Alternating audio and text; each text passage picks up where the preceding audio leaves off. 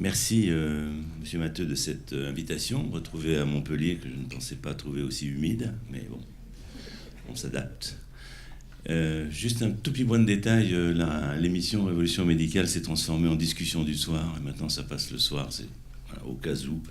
Et effectivement, il y a des invités qui viennent de toute la France, et c'est un plaisir de voir que la médecine française a beaucoup de trésors, et c'est assez agréable de dialoguer de cette façon. Alors, le sujet de ce matin, c'est de voir un peu, de reprendre ensemble l'historique de la procréation médicalement assistée ou de l'assistance médicale à la procréation. Et on a parlé tout à l'heure, on a vu cet étonnement en regardant le tube, plus ou moins, savoir s'il y a une grossesse qui débute ou pas. Alors, on est un peu loin, effectivement, des annonciations, bien qu'hier on en ait eu quelques-unes, avec ce double mouvement que j'aimerais que vous regardiez dans celle de Botticelli, qui est qu'en même temps, la Vierge reçoit et en même temps, elle se défend un peu, comme s'il y avait une crainte de l'ampleur, je veux dire, bien sûr, de sa mission, mais aussi, j'ai envie de dire, de toute grossesse, parce que, en même temps qu'il y a un mélange de joie et d'inquiétude, vais-je être capable d'être mère ? Est-ce que tout va bien se passer ? Est-ce qu'il n'y aura pas de malformation, etc. Alors, si on remonte un petit peu dans l'histoire, la compréhension de comment un être humain est fabriqué est passée par plusieurs courants idéologiques. Un des premiers, c'était de penser, comme les poupées russes que vous voyez ici, qu'en fin de compte, ce sont les femmes qui portent depuis tout le temps toute l'histoire de l'humanité avec... Depuis Ève, chaque femme a toutes les femmes qui se suivent dans ses ovaires. Et puis à la découverte du microscope, enfin l'utilisation du microscope, quand on commence à diagnostiquer les spermatozoïdes, on pense que, comme vous le voyez sur ce dessin, si vous regardez un peu de près, il y a un petit bonhomme qui est caché sous le spermatozoïde. C'est-à-dire qu'en fait, on revient quand même à une position quand même plus classique. C'est l'homme qui transmet l'individu, l'humain, et c'est la femme qui va permettre simplement de se développer. C'est la marmite qui va faire que l'homme contenu dans le spermatozoïde, qu'il soit féminin ou masculin, l'humain, va pouvoir se développer. Tout ça pour dire que ça fait relativement peu de temps, depuis que le monde est monde, que la compréhension de comment se fabrique un être humain par la rencontre d'un spermatozoïde qui va pénétrer dans un ovule a été bien diagnostiquée. Bien sûr, il y a eu des études faites chez l'animal. Il y a eu une série de pionniers sur lesquels on va passer. Et puis, il y a surtout le fait que, bien sûr, il faut qu'il y ait un ovule d'un côté et puis un spermatozoïde de l'autre, et que la fonction ovarienne est quand même d'un grand mystère. Elle est d'un grand mystère. Vous voyez ici la croissance que l'on peut voir jusqu'à l'ovulation qui survient chaque mois. Ça démarre 3 mois auparavant. Et chaque mois, normalement, au milieu de cycle, il y a un ovule qui est donc émis à l'intérieur de l'organisme et qui va cheminer dans la trompe où il rencontre normalement un spermatozoïde si rapport sexuel a eu lieu. Les choses ne sont pas aussi simples et cette annonce toujours un peu incroyable, elle est incroyable parce que ça ne marche qu'à 25% des cas. Si vous prenez un homme jeune, une femme jeune qui décide d'avoir un enfant, eh bien dans 25% des cas cela va marcher. C'est la moyenne, bien sûr. Et puis le reste, eh ben, il va falloir se remettre à l'ouvrage, qui n'est pas toujours désagréable, bien entendu. Alors on arrive à une étape clé, celle de 78, parce que pour la première fois, un enfant, Louis Brown, en Angleterre, va naître après avoir été conçu in vitro. C'est-à-dire non plus dans l'organisme maternel, comme depuis la fin des temps, ou le début des temps plutôt, mais avec cette éprouvette qui est sous le microscope. Alors, rendons hommage à Bob Edwards, qui avait travaillé sur la question depuis 1961, pour réussir en 1978. En 1961, il est avec Charles Thibault en France, qui est son équivalent, les deux grands pionniers chez l'animal des premières fécondations in vitro chez la lapine. Mais lui, en 65, il va se destiner à le faire réaliser chez l'humain, alors que Charles Thibault, malheureusement, ne va pas prendre cette direction. Donc, 78, c'est cette première naissance qui est obtenue d'une façon un peu acrobatique, c'est-à-dire vous voyez ici une célioscopie, où la patiente est donc endormie, on va regarder à l'intérieur s'il y a un follicule, on va prélever son ovaire, on va le porter au laboratoire et le faire féconder. Alors, comme cela ne marchait pas beaucoup, je veux dire, on va développer des anesthésies locales. Vous voyez comme cette femme peut sourire avec pourtant des banderilles dans le ventre qui va permettre de recueillir cet ovocyte. Mais bientôt, on va changer notre fusil d'épaule. Et vous avez ici une coupe qui montre simplement qu'on met une sonde vaginale. Et sous la sonde vaginale, on va mettre une aiguille qui va permettre de prélever ces ovocytes. Ainsi, on a résolu une partie, comment accéder aux ovules. Et donc, c'est cette méthode qui va se développer, avec en plus de l'imagerie, dont on a vu de très beaux éléments hier, l'imagerie de l'ovaire, une seule ovulation ou bien une multi-ovulation lorsqu'on donne un traitement qui va permettre à l'ovaire de produire plusieurs follicules, ce qui va éviter de le rater, d'en avoir plusieurs, mais aussi, si on a plusieurs embryons, d'aboutir à des grossesses multiples. Donc, ça c'était du côté féminin. Du côté masculin, on va essayer de comprendre un peu ce qui se passe parmi cette quantité phénoménale de spermatozoïdes, puisque un seul suffit. Pourquoi y a-t-il une production aussi importante à chaque éjaculation? Voilà, je renvoie après les nuages seront passés, on questionnera là-haut. Donc, on ne sait pas très bien, mais on sait que les spermatozoïdes ne sont pas équivalents. Il y en a qui ont des anomalies, comme on peut voir ici, avec ce qu'on appelle des vacuoles, des ronds, d'autres qui n'en ont pas. Donc, en même temps qu'on va choisir l'ovule, on va choisir le spermatozoïde également progressivement. Alors, vous voyez ici, cette photo un peu bleutée, c'était une des premières images d'ovocytes humains. D'ailleurs, je m'en étais servi lors de mes concours pour montrer que voilà, on avait avancé en voyant ce que c'est qu'un ovule humain. Et puis vous avez ici, après la fécondation, sur votre droite, le spermatozoïde est intervenu, et vous avez les deux noyaux, 23 chromosomes chacun, qui fait donc un individu à 46 chromosomes, ce que normalement nous sommes faits. Avec très vite, au bout de 24 heures, une division en 2 cellules et en 4 cellules. Alors là, on est, puisqu'on a beaucoup parlé hier, on est au début du début. Hein, c'est-à-dire, voilà, c'est juste cette fécondation, cette pénétration du spermatozoïde qui importe ces 23 chromosomes, lui-même s'étant débarrassé de 23, il va rencontrer l'ovule lui-même porteur de 23 chromosomes et l'affaire, lorsque cela se passe bien, bien entendu, va redémarrer. Ça redémarre et vous voyez que très vite, on est au 8e jour, et on est à plusieurs cellules, ce qu'on appelle une morula, parce que ça ressemble à une petite mûre. Et puis on est au blastocyste, c'est un nom un peu bizarre, mais qui montre que vers le haut, vous avez une petite boule, c'est le futur embryon. Et ensuite, vous avez du liquide. Et de l'autre côté, vous avez une espèce d'encorbellement comme ça de cellules. Et là, ce sont les cellules qui vont donner le placenta. N'est-ce pas? Donc on a déjà à ce stade-là la première division de cellules. Vous voyez le passage entre ce morula et ce blastocyste. On est 5-6 jours après la fécondation. Ici, qu'est-ce que vous voyez? Vous voyez que c'est comme un petit poussin qui sort de sa coquille. Il a cassé sa coquille, il sort, et c'est l'embryon lui-même qui va sortir et s'implanter sur ce qu'on appelle sur l'utérus, sur l'endomètre, c'est-à-dire qui va permettre l'implantation. Vous voyez un peu comme il est perdu dans l'immensité du désert des Tatars. Je dirais, l'embryon va progressivement pénétrer à l'intérieur de l'endomètre. Alors, lorsqu'il est obtenu in vitro et qu'on veut le replacer, on utilise une échographie. Vous voyez ici en coupe une masse noire avec un petit trait blanc au milieu. La masse noire, c'est l'utérus, et le trait blanc, c'est un petit cathéter qui contient un ou deux embryons, et que dans du liquide, c'est le liquide qu'on voit, c'est pas les embryons, et on va pousser avec une seringue, et on va le laisser dans l'utérus en espérant qu'il fasse ce que je vous ai montré tout à l'heure, c'est-à-dire l'implantation. Un des problèmes, je vous l'ai dit, 25% en moyenne, 75% d'échecs. Donc on est un peu traumatisé par les échecs et le nombre d'échecs. Donc qu'est-ce que l'on cherche actuellement? De plus en plus, mais on a beaucoup de difficultés, c'est à choisir les top ovocytes, les top spermatozoïdes pour avoir des top embryons. C'est-à-dire, dans toute cette production biologique, eh bien, il y a des grosses différences. Et on va essayer de trouver des marqueurs qui permettent de savoir ceux qui ont le plus de chances de s'implanter. Je passe un peu rapidement parce que c'est de la médecine et on pourra peut-être en discuter.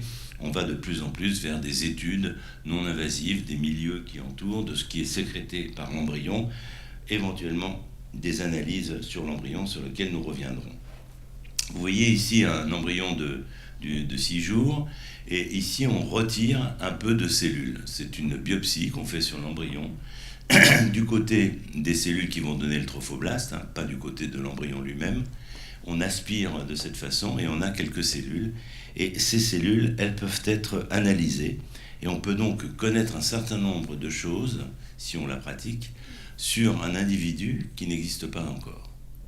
Donc c'est quand même, vous voyez que de la transgression de la réalisation à l'extérieur, on va une étape le plus loin, puisque on a des possibilités, non plus du marc de café, mais là vraiment de connaître, sur le plan génétique en tous les cas, certaines incidences sur le futur. Alors un peu d'histoire, 78, on va remonter très vite, 78 c'est la première naissance, et vous allez voir qu'il y a une mondialisation. C'est-à-dire que toutes les équipes dans le monde travaillent, il y a des pionniers partout. Bernard Edon qui est là était avec moi au tout début avec les Anglais. Je veux dire, on a très vite, il y a une société internationale qui s'est créée. Et vous voyez ici les premières naissances après le don d'ovocytes, ce qui était quand même aussi quelque chose d'assez abracadabrantesque. C'est-à-dire que si vous mettez un ovule d'une autre femme fécondé avec le spermatozoïde d'un monsieur, eh bien la femme peut implanter cet utérus. Il n'y a pas de rejet, bien que étranger, déjà étranger par l'homme, qui est toujours un tissu étranger, mais là encore avec en plus un embryon, donc du tissu féminin. Voilà, donc ce don, on va en reparler aujourd'hui, mais c'était en 83. 84, alors là c'est encore une autre étape, c'est en Australie aussi, c'est une autre équipe, et c'est les premières naissances après congélation embryonnaire. C'est-à-dire que l'embryon que vous avez vu, au 2e ou 3e jour, voire maintenant au 6e jour, peut être plongé dans l'azote liquide et pendant des années. Et puis à un moment donné, on peut le ressortir de l'azote liquide, et certains d'entre eux vont reprendre leur activité et vont pouvoir se développer et donner peut-être, y a-t-il d'ici des personnes qui ont passé par ce stade de congélation au lieu d'attendre au chaud dans le verre de leur maman. Donc nous avons une autre étape qui est un peu plus tard, qui est celle de l'ICSI, c'est-à-dire qu'on s'est rendu compte que non seulement il y a des causes féminines qui nous amènent à faire cette fécondation hors le corps de la mère, mais qu'il y a aussi des causes masculines, puisque certes, un spermatozoïde est nécessaire, mais en fait, dans la nature, pour qu'un spermatozoïde pénètre l'ovule, il faut qu'il y en ait des centaines qui grignotent quelque chose autour de l'ovule pour lui permettre qu'il y en ait un qui passe, et une fois qu'il est passé, il ferme les ponts-levis, les autres ne peuvent pas rentrer normalement. Et donc, quand l'homme a très peu de spermatozoïdes, eh bien, vous voyez, on peut l'injecter avec une petite pipette, la grosse sur la gauche maintient l'ovule, la droite qui est transversale contient un spermatozoïde qu'on va mettre à l'intérieur. Donc ça, c'était l'ouverture pour traiter des infections masculines, des affections. Et puis, je disais que l'on peut, excusez-moi, que l'on peut prélever donc une ou deux cellules d'un embryon, comme vous voyez ici, les deux cellules sont mises de côté là sur la droite. Et chose assez incroyable, c'est que le fait de prélever une cellule, voire deux, ne va pas perturber le devenir de l'embryon en question s'il est remis dans l'utérus à bon escient. Et donc cette technique de diagnostic préimplantatoire va ouvrir la porte aux maladies génétiques. C'est-à-dire que là, on a affaire à des couples qui ne sont pas forcément infertiles, mais qui risquent de transmettre une maladie génétique. Et à ce moment-là, si on veut savoir s'il y a un risque de maladie génétique, on peut faire cet examen, remettre les embryons qui ne sont pas à risque génétique, bien sûr. Une loi, on va voir le phénomène de loi qui encadre pour ne pas faire tout et n'importe quoi. Mais ceci, vous l'avez cité, a été ouvert dès les années 2000, en tous les cas en France, mais 10 ans plus tôt en Angleterre, comme d'ailleurs la plupart des choses. Alors, ici, c'est une représentation imagée que j'ai trouvée dans une exposition qui montre qu'un ovule, c'est bien, mais on n'a pas toujours l'ovocyte à l'intérieur. Un follicule, c'est bien, et qu'on peut stimuler, mais que dans cette stimulation, on peut aller trop loin avec des hyperstimulations, et que donc la médecine tourne beaucoup autour des méthodes qui permettent d'avoir des ovules, d'avoir une grossesse cette représentation de la Vierge del Parto en Italie. Je la trouve très belle. Comme vous le savez d'ailleurs, les vierges enceintes ont été interdites à partir du Concile de Trente.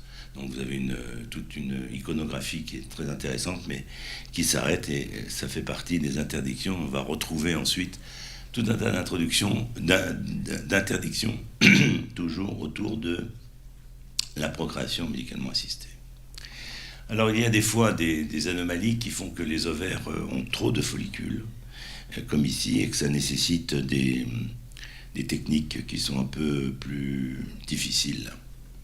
Mais dans tout ça, attendez, j'ai un petit chat dans la gorge, comme vous avez compris. Voilà, j'espère que mon petit chat est parti. Donc dans tout ça, une des questions fondamentales, c'est de savoir est-ce que le médecin, le biologiste, enfin les équipes médicales sont des démiurges ou pas. Est-ce qu'on fabrique ainsi un homme à la façon, on va dire, du golem? Vous connaissez cette histoire où à Prague, au XVIe siècle, je dirais, un rabbin avait, à partir de la terre, façonné un être vivant qu'il pouvait diriger ou non, en écrivant sur son nom différents mots. Il y a le mythe aussi de Frankenstein qui reprend autre chose, mais qui est aussi la constitution d'un être vivant à partir d'individus décédés. Et est-ce que là, on est en train de fabriquer donc un être humain? Alors, d'une certaine façon, on aide à l'avenir d'un être humain, mais personne jusqu'à présent, en tous les cas, mais on va voir que les choses peuvent évoluer, ne fabrique un ovule ou ne fabrique des spermatozoïdes. Donc c'est une mise en contact dans un environnement particulier qui permet donc le développement et cette meilleure connaissance. Ce sont des diapositives que vous avez vues et qui posent un certain nombre d'interrogations, parce que dès que beaucoup de choses sont possibles, eh bien, nous allons avoir à discuter est-ce que c'est licite ou pas. Alors jusqu'à là, nous avons traité des problèmes médicaux, et vous voyez que là, nous allons aborder des problèmes plus sociétaux, avec en particulier, est-ce qu'une femme seule peut avoir accès à un don de sperme? Est-ce qu'un couple homosexuel femme peut bénéficier aussi de cela? Quand on regarde dans le monde, on s'aperçoit que des législations sont extrêmement diverses. En France, nous avons imposé l'anonymat et la gratuité du don. Gratuité du don me semble tout à fait intéressante et à perdurer.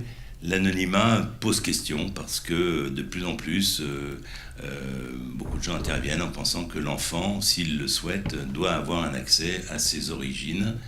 Quel type d'origine? Et on voit qu'il y a aussi bien l'anonymat en France, en Espagne, mais le non-anonymat en Angleterre, en Belgique. Donc on a en Europe même, des grandes divergences qui invitent à rediscuter de ces problèmes-là.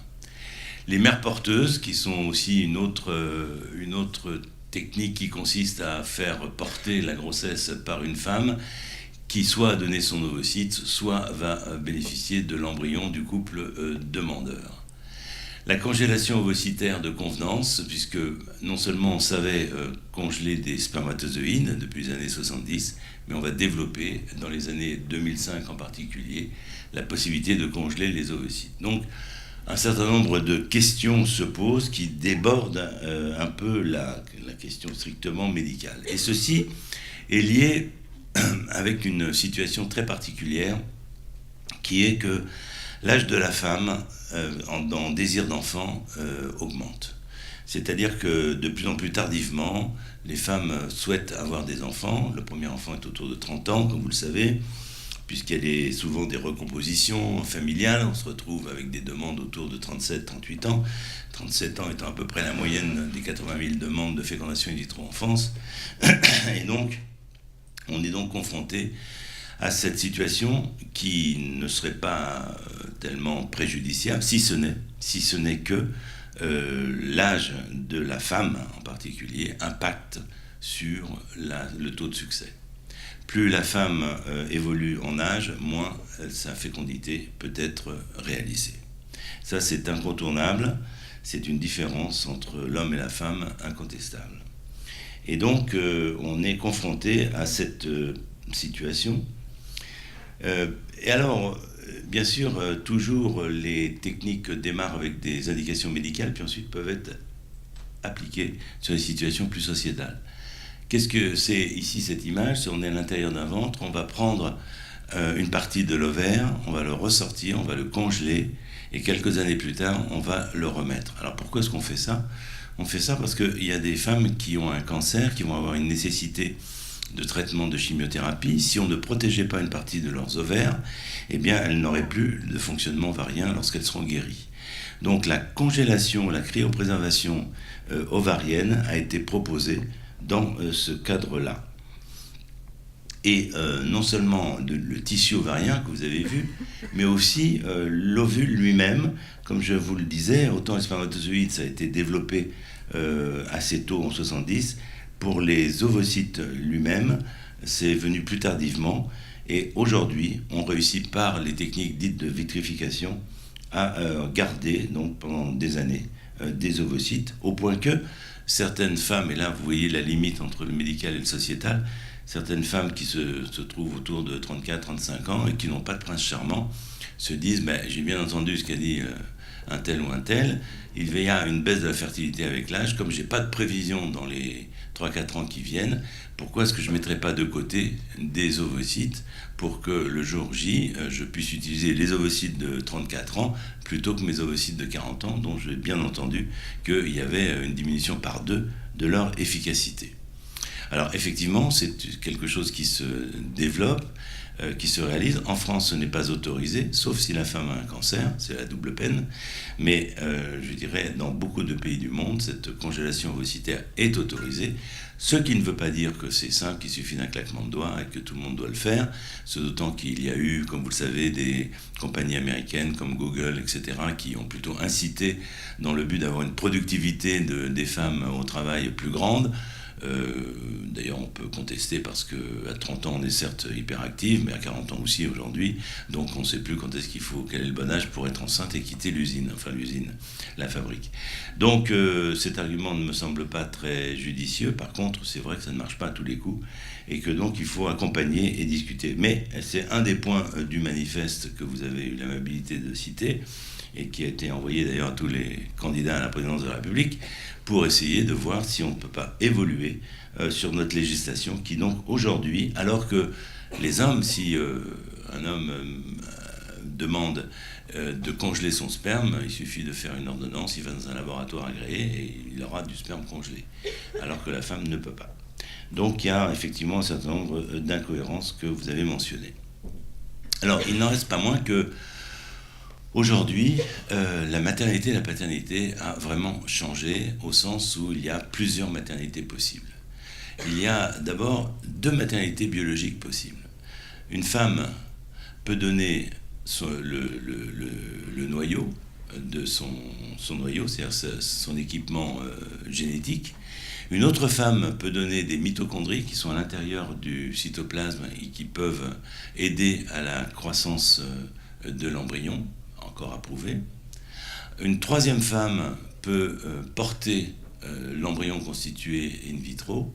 Et enfin, une quatrième peut élever l'enfant. Vous voyez qu'on aboutit à une dissociation possible de la maternité. Du côté de la paternité, il y a une dissociation entre le responsable biologique et le responsable de l'intention d'élever cet enfant. Sans parler des pères spirituels et sans parler des recompositions familiales. Donc vous voyez que tout ça est assez vertigineux. Ce qui est assez vertigineux aussi, c'est l'idée de penser que, puisque un embryon est déjà dans une éprouvette pendant 6 jours, et que les grands prématurés, 22-23 semaines de gestation, sont également mis dans une grosse éprouvette qu'on appelle donc une couveuse, et est-ce qu'on ne pourrait pas faire joindre les 2 bouts et avoir une gestation complètement artificielle ? Alors cette idée de la gestation artificielle a été la source de romans ou d'écrits d'essais très intéressants, donc celui d'Henri Atlan. Mais sur le plan pratique, pour l'instant, en tous les cas, je ne vois pas de possibilité de réalisation et je dirais même qu'à mes yeux, ce n'est pas souhaitable, mais on pourra en rediscuter. Par contre, ce qui est assez intéressant, c'est qu'il y a des femmes qui n'ont pas d'utérus. Elles naissent, une sur 5000 petites filles qui naissent, n'ont pas d'utérus ou ont une malformation de l'utérus. Et donc, bien sûr, elles ont des ovaires qui fonctionnent, bien sûr, elles peuvent avoir un prince charmant, mais et voilà. Et il est donc possible de greffer un utérus. un utérus d'une autre femme. Et la première équipe qui a fait cette technique il n'y a pas longtemps, c'est une équipe suédoise avec Mark Brandstrom, et qui ont eu 10 cas. Sur les 10 cas, il y a eu 8 femmes pour lesquelles la greffe a fonctionné, et qui ont eu 9 enfants qui sont nés à l'heure d'aujourd'hui. Donc c'est quelque chose d'assez étonnant. Il faut se rappeler les premières greffes cardiaques, qui étaient très surprenantes pour tout le monde. Et aujourd'hui, est-ce qu'on va aller vers une diffusion de cette méthodologie difficile, qui pose aussi un certain nombre de problèmes éthiques, puisque qui va donner son utérus? Là, en l'occurrence, ce sont les mamans, qui sont donc âgées de 55 ans en moyenne, et ça pose aussi un problème médical, ça révèle un problème médical, c'est que un utérus de 55 ans est tout à fait apte à développer un embryon.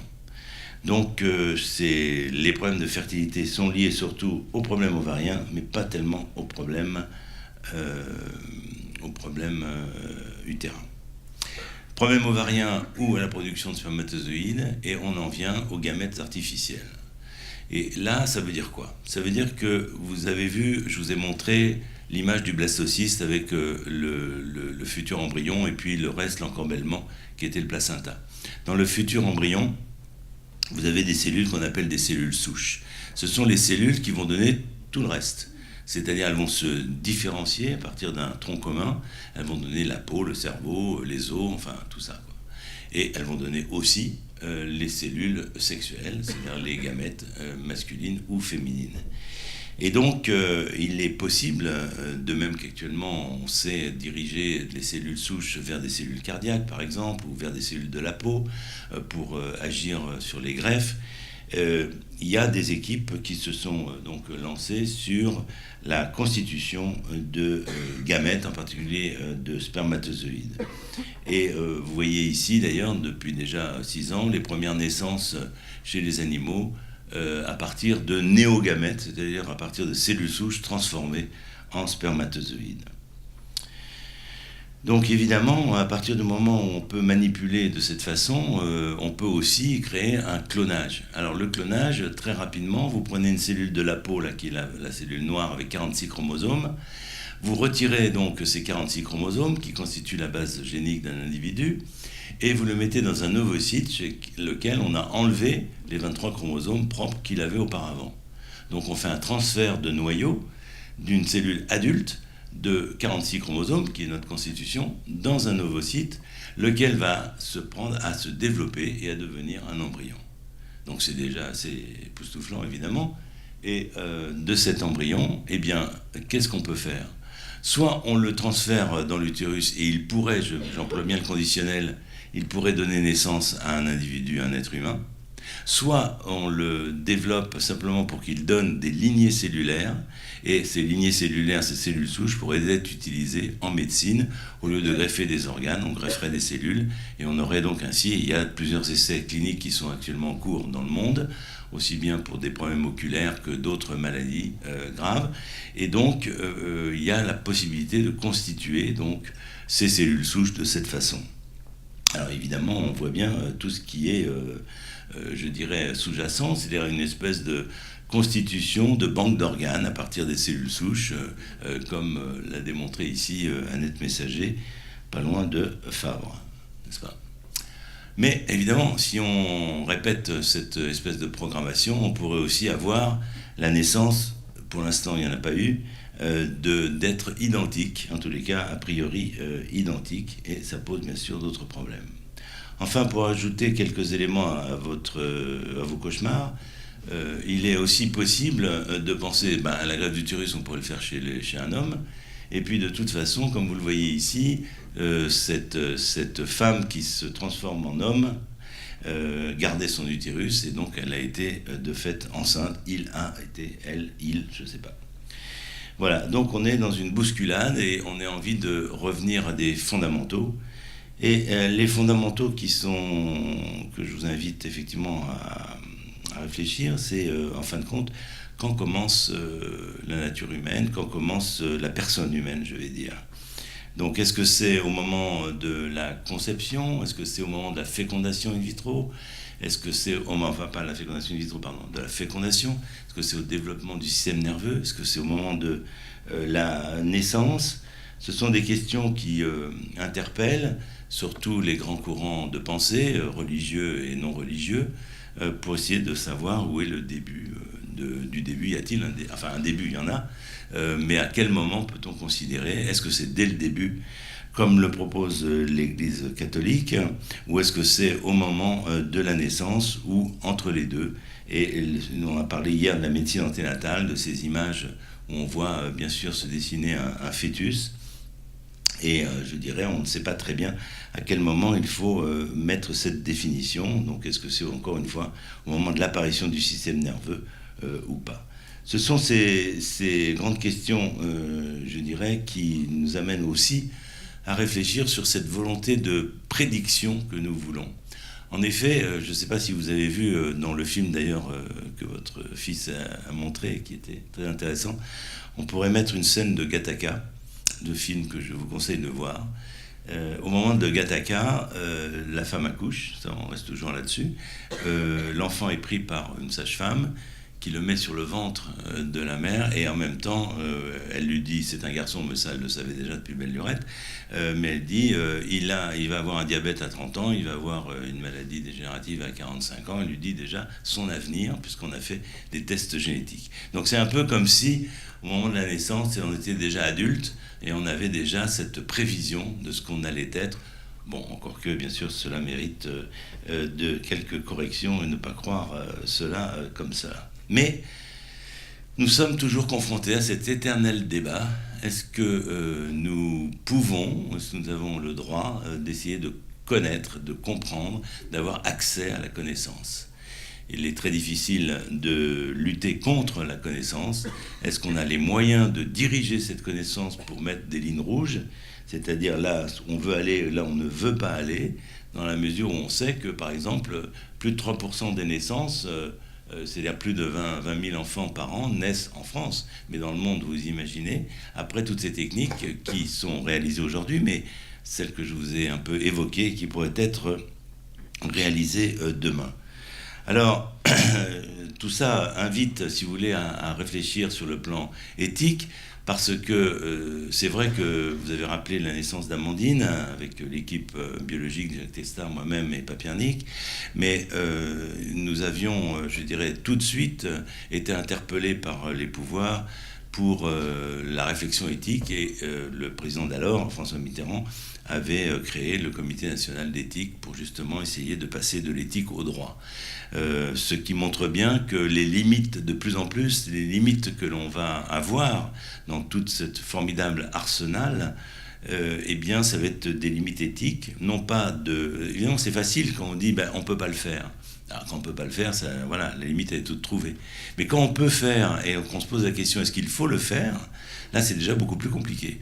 Et c'est pour ça que, personnellement, devant cette montée des indications sociétales, je dis que, bon, la première chose, c'est de ne pas nuire à l'autre, c'est-à-dire qu'on ne va pas constituer un enfant sur mesure parce que quelqu'un le souhaite, avec telle ou telle caractéristique. On va éviter la commercialisation du corps humain et des tissus humains, et surtout s'aliéner, donc, s'opposer à l'aliénation de l'autre. C'est au moins un des grands principes. Après, on peut discuter, mais c'est vrai qu'il faut regarder ce qui se passe autour de nous. Des évolutions sont nécessaires pour correspondre à la société française d'aujourd'hui. Et il est intéressant de voir qu'il y a d'autres pays qui fonctionnent sans être dans la révolution de révolution, mais qui fonctionnent en ayant ouvert, en particulier sur l'accès à l'analyse de l'embryon, parce que 60% des embryons que l'on remet dans un utérus ne vont jamais s'implanter. Or, on fait comme si on ne le savait pas, et on entraîne les couples dans des répétitions de techniques, alors qu'on pourrait avoir des informations à certains moments. La congélation d'ovocytes, j'en ai parlé un mot.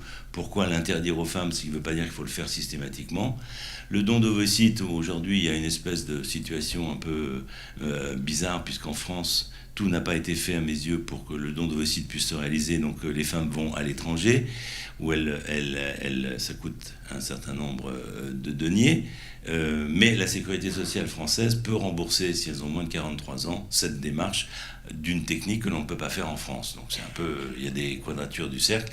Et enfin, une question se pose, à savoir, est-ce qu'il faut absolument qu'il y ait un homme, une femme? Est-ce que les femmes seules ou les femmes homosexuelles peuvent avoir accès aux dons de sperme? Voilà, ce sont des débats qui, au lieu d'être enterrés, devraient être discutés. Je m'aperçois que jusqu'à présent, mais il y a tellement d'affaires, tellement de costumes et tellement de choses comme ça que, évidemment, ils n'ont pas le temps de discuter de ça. Et pourtant, c'est quand même une image de futur de notre société que je vous invite en tous les cas à réfléchir. Et je vous remercie de m'avoir écouté dans ce silence.